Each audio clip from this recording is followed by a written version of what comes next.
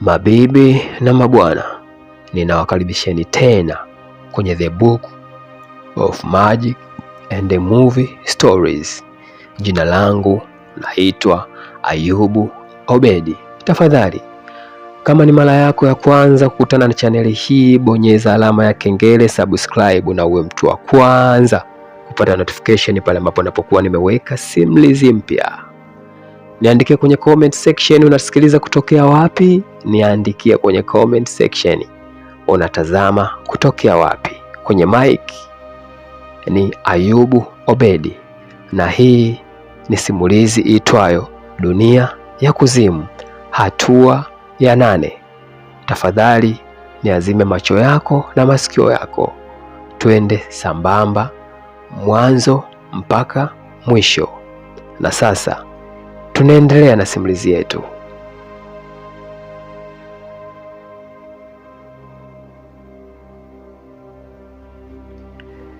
Bwana, simulizi yetu inaendelea pale pale tulipoishia. Baada ya mchungaji kuendelea kuanza kumhoji yule Sala kule katika kanisa, tunatoka kule moja kwa moja tunarudi katika kijiji.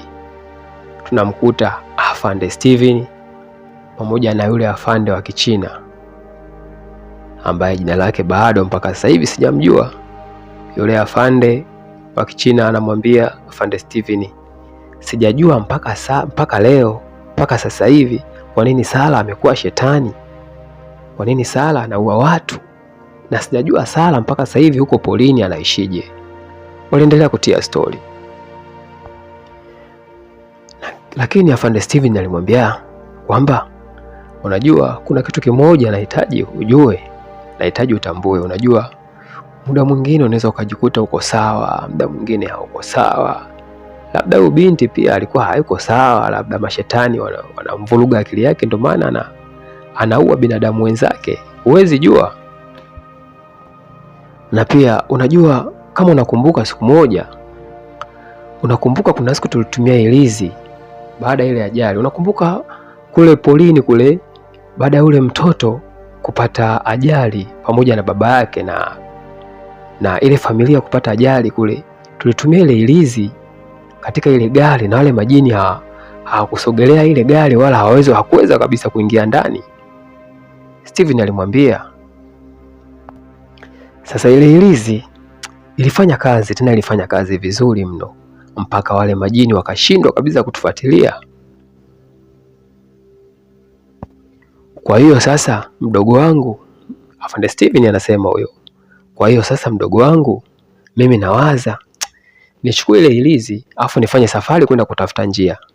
Labda wenda ile ilizi inaweza kunisaidia nikaiona njia, na nitakapoiona njia nitarudi kuwachukua ili basi tuondoke katika hii dunia ya kuzimu.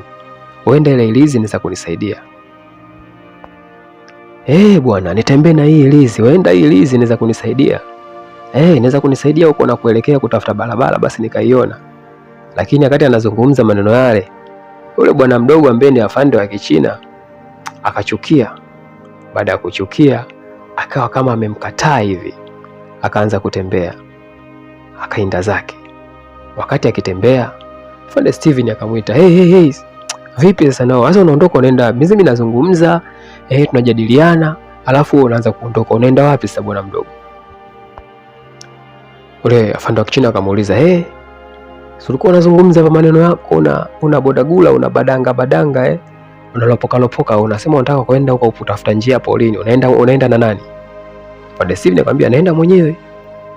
Unaenda mwenyewe? Unaenda umbali kiasi gani? Sijui naenda umbali kiasi gani, lakini nataka niende mwenyewe. Labda naweza nikapata njia tukaondoka. Ile ilizi inaweza kanisaidia kama inavyotusaidia katika majumba yetu, tunalala salama. Huenda uwezi jua, naweza nikapata njia. Ndipo yule bwana mdogo akamjibu, mimi naona wewe kama vile unawaza tu hapa. Unaota ndoto za mchana.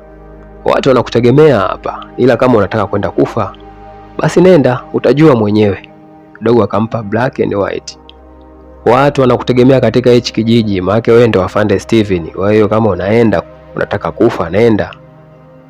ukishakufa utajua mwenyewe huko. Ina maana akishakufa Afande Steven, ina maana kwa sababu watu wanamtegemea katika hichi kijiji, basi wengi watapoteza maisha kwa sababu wengi wanamtegemea Afande Steven.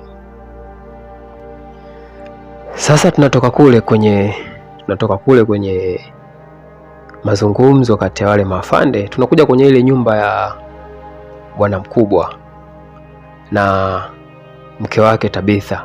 Wale wanafamilia waliopata ajali wakiwa katika nyumba yao, wakiwa wanakusanya nyaya nini. Unajua huu mume wake na Tabitha alikuwa ni injinia, kwa hiyo wenda labda alikuwa anahitaji kutengeneza nyaya ili apate mawasiliano, kwa sababu unajua katika kijiji hiki hata simu hazikamati, hata network hakuna. Yani wanaishi kama vile wako kwenye sayari nyingine, lakini wako duniani, lakini ni dunia ambayo haijulikani, hata serikali haikujui. Na ukibahatika ukaingia huku, basi wewe ndio basi. Yani ukibahatika ukaingia huku, hutoki, njia ya kutoka huioni. Lakini walipokuwa pale, ghafla binivu akaingia Jackie. Unajua Jackie ni ule ambaye walipata ajali, gari mbili zilipata ajali, moja ya hii familia, moja ya hawa jamaa. Alikuwa Jackie pamoja na rafiki yake, yule rafiki yake ambaye alikufa kwa kutobolewa na kisu katika kolomeo. Yani yule Sala ambaye alikuwa amemwangamiza kaka yake, alikuwa na nia kumwangamiza yule bwana mdogo ambaye ni Kenny, ndo aliyemuua rafiki yake na huyu jamaa ambaye anaitwa Jackie.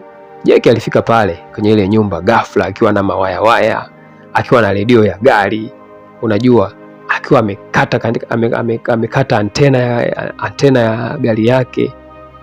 Unajua, ni yote katika kutafuta njia ya kutafuta angalau mawasiliano. Baada ya kufika katika ile familia, yule mama akamwambia, wewe na wewe vipi? Unaingia tu kwenye nyumba za watu bila kupiga hodi. Unajua ni nyumba ya watu. Vipi kama ungenikuta nipo na mister hapa tunafanya mambo ambayo uwe na adabu bwana. Bwana mkubwa akageuka na kuambia, cha kwanza najua mna hasira na mimi, na wenda mnaongea yote haya na wenda mkanilaumu kwamba mimi ndo niliyesababisha ajali, yani mimi ndo nilioletelezea ajali nyingi. Lakini kumbuka, wakati ile ajali inatokea, mimi nilikuwa nimelala usingizi. Aliyekuwa anaendesha gari alikuwa ni rafiki yangu, kwa hiyo mimi nilikuwa nimelala usingizi, wala sikujua hata kama ajali inatokea. Na mbaya zaidi, rafiki yangu amepoteza maisha na inanisikitisha sana. Lakini kuna vitu hapa nimevifikiria, nahitaji tutengeneze mawasiliano. Kama mnahisi itasaidia basi sawa. Yani kama mnahisi ili jambo langu ambalo nataka tufanye, mnahisi litasaidia basi sawa. Bwana mkubwa alikuwa amekuja na nyaya na radio na nini, yani lengo lake wajaribu kutafuta mawasiliano ya radio call, zile radio za mawasiliano ya kiserikali, radio za mawasiliano ya kipolisi, angalau waweze kuomba msaada, wenda wanaweza kuja kupata msaada kutolewa katika dunia hii ya kuzimu. Sasa tunatoka kule katika ile familia, tunakuja moja kwa moja chini ya lile kanisa kwenye ile basement. Make episode namba 7 tuliishia mchungaji akimwambia yule binti Sala, ninahitaji kufanya mazungumzo na wewe. Na hapa tunaendelea katika kile kipande ambacho mchungaji alimwambia kwamba anahitaji kufanya mazungumzo na Sala, muuaji anayetumika vibaya na wale mashetani au majini au mazimwi au wazungu wanawaita monster. Mchungaji akaanza kumwambia Sala chini ya lile kanisa akisema, katika dunia kitabu cha Biblia ndio kitabu ambacho kimesomwa na watu wengi zaidi duniani, na mpaka leo hii Biblia inaendelea kusomwa na watu wengi kila kizazi baada ya kizazi katika dunia. Sasa kwa makosa uliofanya katika kijiji hiki, wewe ulikuwa ni wa kuweka kwenye banda kama Frenki na ukapoteza maisha kabisa. Lakini mimi sijakupeleka kule, nimekuleta huku chini na jambo nahitaji unieleze. Kaka yako Nathan uliyemuua, yule kaka yako uliyemuua kwa bahati mbaya, kwa sababu nakumbuka nia yako ilikuwa ni kumuua yule mtoto mdogo anayeitwa Kenny. Alinieleza kwamba wewe huwa unasikia sauti zikikuamrisha kuua watu katika kijiji hiki. Nathan aliniambia. Kwa hiyo Nathan sasa ni marehemu, tumeshamzika na umemuua kwa mikono yako. Umemuua kaka yako kwa mikono yako mwenyewe. Sala, tafadhali naomba uniambie ukweli kuhusu hizo sauti unazozisikia kichwani mwako ambazo zinakuamrisha kuua watu yeyote yule. Je, zinatoka wapi? Na je, ni nini faida yake? Sasa tunatoka kule kwenye ile basement, tunatoka kwa mchungaji, tunarudi kwa bwana Jake pamoja na yule bwana mkubwa ambaye alikuwa engineer. Baada ya bwana Jake kubaliana na yule bwana mkubwa kwamba watengeneze redio ya matangazo, redio ya kufanya matangazo ili waweze kutoa tangazo kwa maafande, huenda wanaweza wakapata signal angalau inaweza ikawasaidia kuwatoa katika ile dunia ya kuzimu, katika kile kijiji ambacho hakina mawasiliano na wala hakijulikani. Walifunga safari moja kwa moja mpaka kwenda kwenye ile gari iliyopata ajali, ile gari ndogo ambao alipata ajali bwana mkubwa Jake pamoja na rafiki yake aliyepoteza maisha. Wakaanza kuvunja ile gari, waking'oa nyaya, waking'oa vitu ambavyo wanahisi vinaweza vikawasaidia katika kutengeneza radio. Jake alimwambia, my brother, mimi naona kabisa betri imekufa hapo, lakini hebu tufanye njia ambayo tunaweza tukafanya hii betri kafanya kazi. Unajua walikuwa wanawaza, je, watatoka vipi katika. Unajua katika huu mji wa kuzimu kila mtu anatengeneza anachowaza kutengeneza ili aweze kutoka. Tunamuona yule afande Steven alikuwa akizungumza kwamba anaweza akatumia hilizi ya kutoka katika dunia ya kuzimu, atoke kule kijijini aingie polini atafute njia. Hawa nao pia wanahangaika kimpango wao, wanataka watengeneze mawasiliano ili waweze kupata signal angalau za maafande ambao wako nje ya dunia hii ili waje kuwapa msaada. Kule nako chini ya basement, mchungaji naye anahangaika kimpango wake, kamkamata yule binti, hakutaka kumuuza, hakutaka kumpeleka katika adhabu za kupoteza maisha kama yaliyomkuta bwana Frank. Mchungaji yeye kule anamhoji yule dada, anahitaji kupata ukweli. Je, zile sauti anazozisikia yule dada zinatoka wapi? Je, zile sauti anazozisikia yule dada ni nani na anazisikia saa ngapi? Na je, wale mashetani wanamwambia nini na kwa nini anatekeleza mauaji kila siku kwa mtu mmoja mmoja? Mchungaji kule anahangaika kimpango wake, afande Steven naye ana mawazo yake. Hawa nao wanahangaika kutengeneza mawasiliano ili waweze angalau kupata njia. Yaani kila mtu anahangaika, yarabi, anateseka, anahangaikia nafsi yake mwenyewe. Kila mtu anataka ikomboe nafsi yake mwenyewe. Baada ya Jake na bwana mkubwa kupata vifaa, baadhi kupata radio, kupata nyaya, kupata betri ya gari, wakaamua kuondoka. Wakaamua kuondoka kutoka katika ule msitu, kwa sababu walichokuwa nakitafuta kilikuwa ni betri, na betri wameipata na baadhi ya nyaya na vitu baadhi wamevipata. Kwa hiyo waliamua kuondoka na kurudi mjini ili waweze kutengeneza radio sasa, na hiyo radio iwasaidia angalau kupata mawasiliano ya watu huko mjini, wenda wanaweza wakapata signal na wakarudi nyumbani, wenda msaada unaweza ukaja.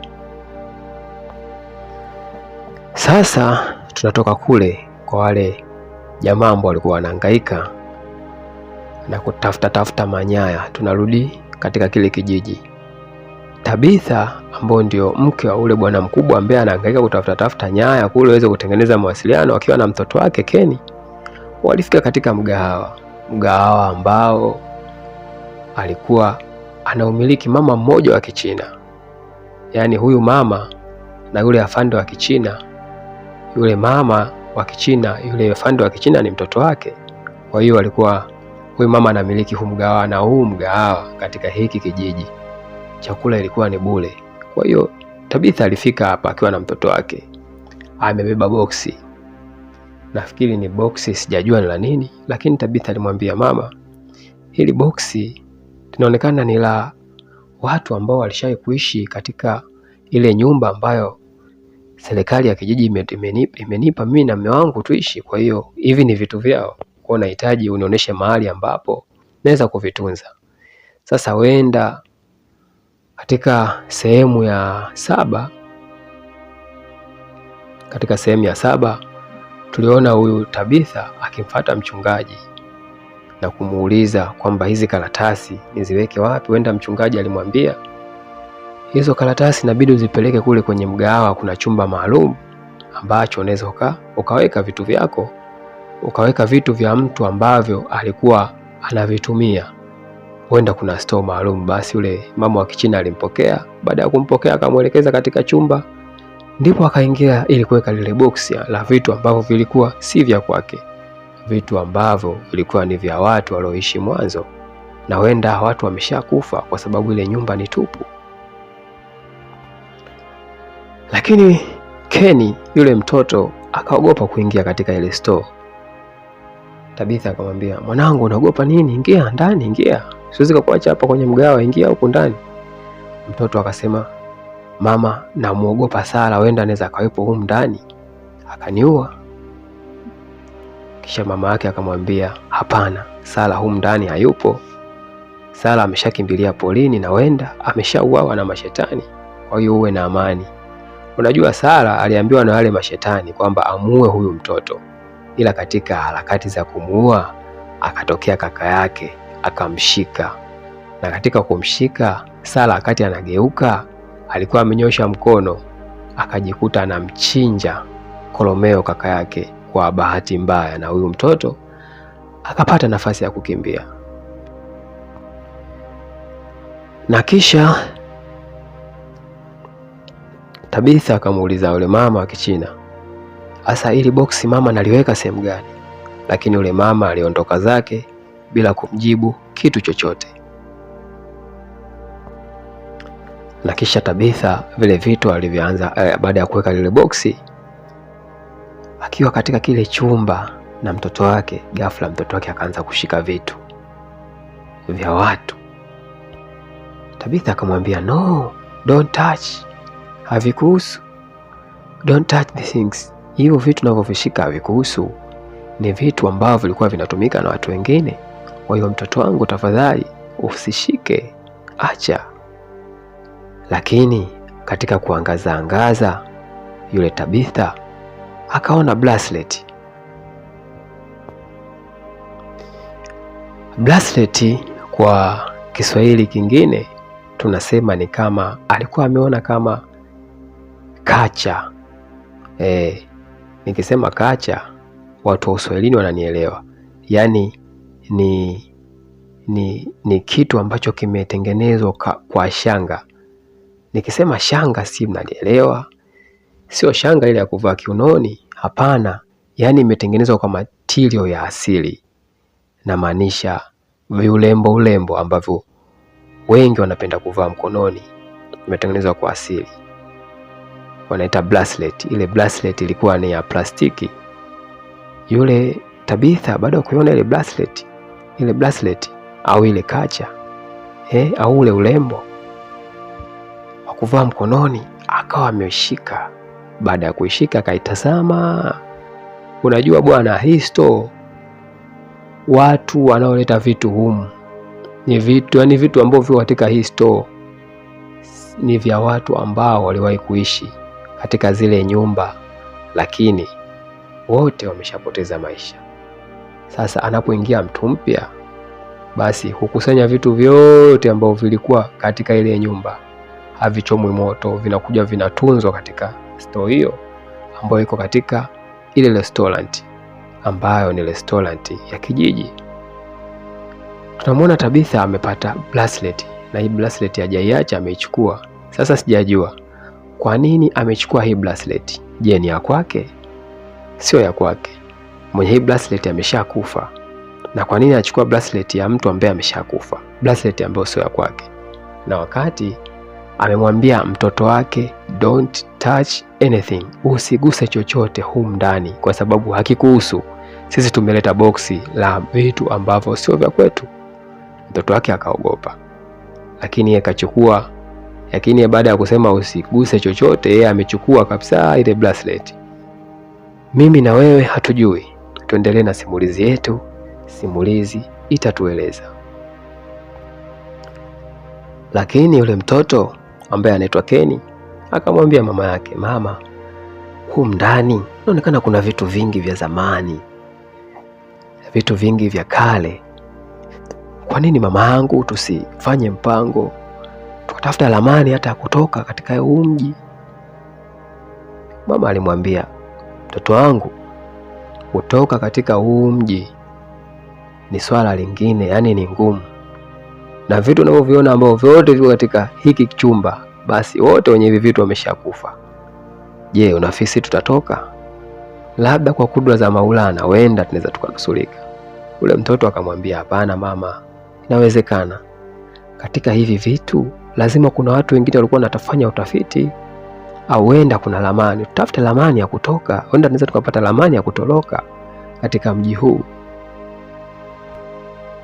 Lakini mama alimwambia, hapana, kuingia tumeingia kwa bahati mbaya, lakini kutoka ni ngumu, hatuwezi kutoka. Sasa tunatoka kule katika ile store ambako yule mama anatunza vitu vyake, tunakuja polini. Baada ya wale mabwana kutengeneza mawasiliano yao, wamepata betri, wamepata nyaya, wamepata antena, wakaingia polini bwana. Wakaingia polini wakatafuta mti mmoja mrefu kuliko yote, ili waweze kutengeneza kutafuta signal ya mawasiliano. Yaani mti mrefu kuliko yote katika kile kijiji ambacho dunia ya kawaida hawakijui. Mti mrefu kuliko yote. Walipofika chini ya ule mti, ndipo yule bwana Jeki akaanza kumwambia huyu bwana mkubwa. Anamwambia, sasa bwana, wewe inabidi upande bwana. Unajua mimi ndikotoka nilikuwa nafanya kazi Ikulu, afu nilikuwa tajiri, kwa hiyo sijazoea kupanda kwenye miti. Wewe engineer inabidi upande. Sasa bwana, ile kauli bwana ikamuuma mwenzie. Yaani mimi unaniita mimi, wewe ulikuwa tajiri, ulikuwa unafanya kazi Ikulu huko ulikotoka katika dunia. Kwa mimi unaniambia nipande huo mti eti kwa sababu mimi nilikuwa engineer, mimi ndo nipande huo mti mpaka juu nipeleke hiyo antena. Mimi sipandi bwana, ndoka zangu. Ikabidi bwana mkubwa mkimbilie bwana. Brother, sio hivyo bwana wewe. Sio hivyo. Sisi wote tumepotea. Sisi wote tunatafuta njia bwana. Ukileta makasiriko bwana, makasiriko hayasaidii. Hapa kinachotakikana bwana, wewe upande tu. Mimi kupanda siwezi. Unaona mimi naweza nikapanda mti? Mimi hata kupanda sijai kupanda mti tangia nzaliwe. Wewe bwana brother, acha hasira. Au vipi bro? Acha hasira mtu wangu. Wewe panda kwenye huo mti. Ukishapanda peleka hii antena mpaka juu, alafu tuondoke.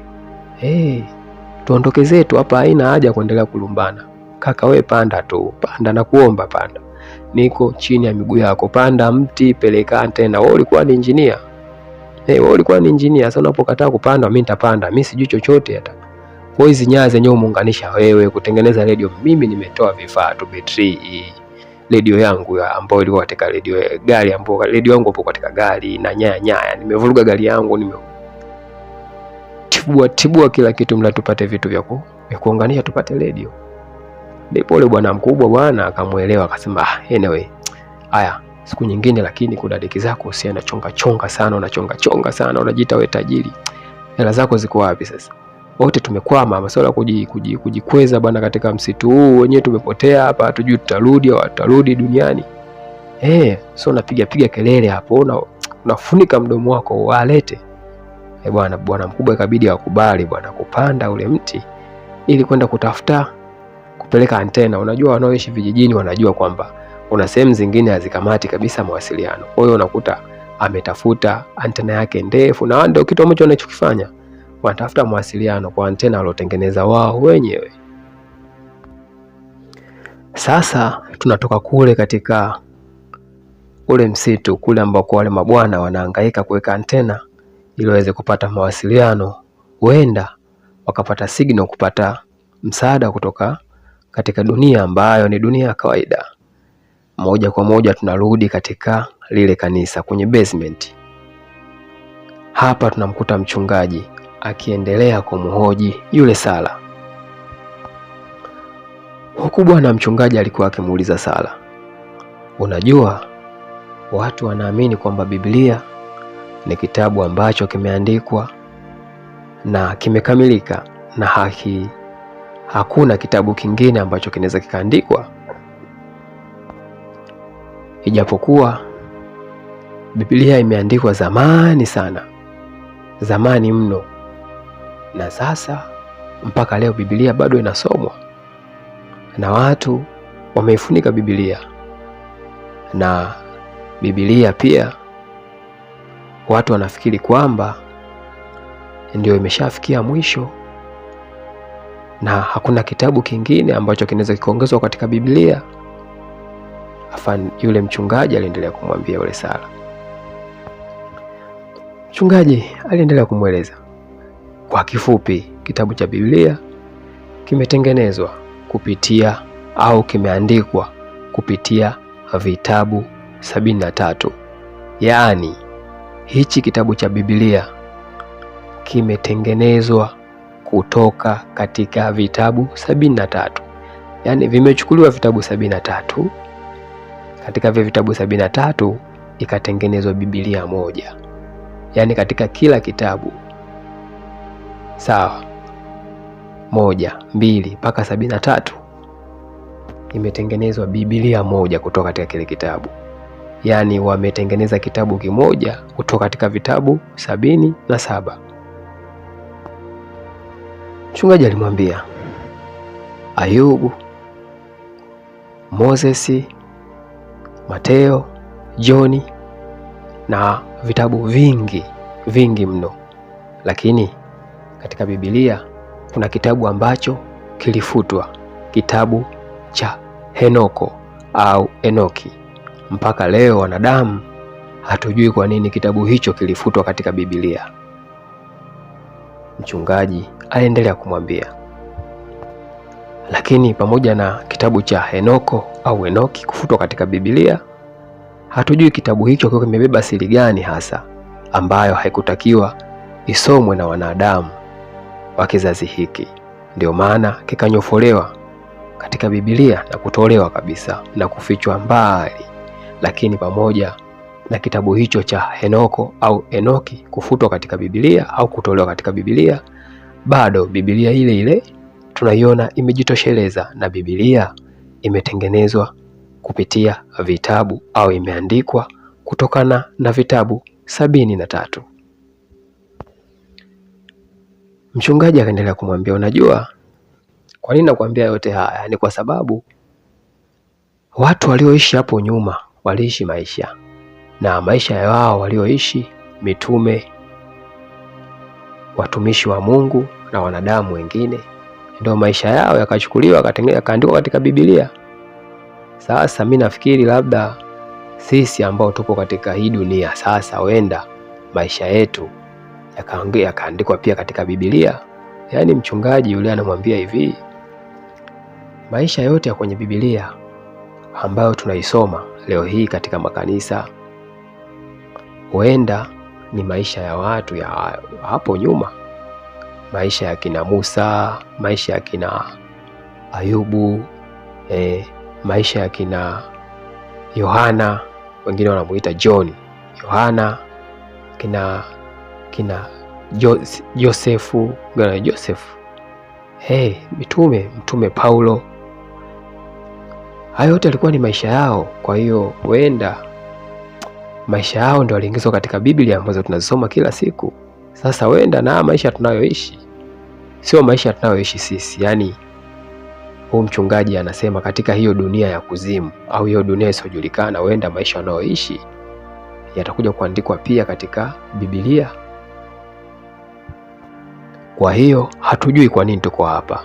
Huenda Mwenyezi Mungu ana makusudi na sisi, ndio maana dunia yetu haingiliani kabisa na dunia tuliyotoka. Mchungaji akaendelea kusema, lakini katika Biblia pia kuna darkness, kuna kiza, kuna vifungu ambavyo vinaonesha kiza. Na pia mchungaji akamfungulia vifungu ambavyo vinaonesha kiza. Kwa hiyo Biblia imetengenezwa kwa vitabu 73. Huenda sasa sisi ambao tunaishi hapa, na maanisha mchungaji anasema sasa katika simulizi kwamba wao ambao wanaishi katika hiyo dunia isiyojulikana, dunia iliyopotea, huenda wanaishi kutengeneza kitabu ambacho kitakuwa ni kitabu cha 74. Yaani mchungaji anahisi katika hiyo dunia isiyojulikana, wenyewe wanaita dunia ya kuzimu, huenda maisha yao yatakuja kuandika katika kitabu cha 74 ambacho kitaongezwa katika Biblia. Mchungaji akamwambia Sara, sijui unanielewa? Vipi kama sisi tumechaguliwa tuandike kitabu cha 74 cha katika Biblia? Sara akasema, itakuwa ni vizuri. Huenda Mwenyezi Mungu ana mpango na sisi. Unajua mchungaji alikuwa na nia ya kumvuta Sara, yaani amvute, amuingize taratibu kwenye mfumo kabla ya kuanza kumuuliza maswali yake. Unajua watu ambao wamesoma saikolojia wanajua nini namaanisha. Yaani mchungaji alianza kumwanzia mbali, kwa sababu anaamini huyu binti anatumika na mashetani. Huyu binti anasikia sauti za majini katika kichwa chake. Sasa ikabidi amwanzie mbali ili apate ukweli. Na hapa sehemu yetu ya 8 ndipo inapoishia. Tafadhali tukutane sehemu ya 9. Kumbuka pale pale ambapo tumeishia ndipo tutakapoanzia. Ndugu mtazamaji wa The Book of Magic and Movie Stories, jina langu naitwa Ayubu Obedi.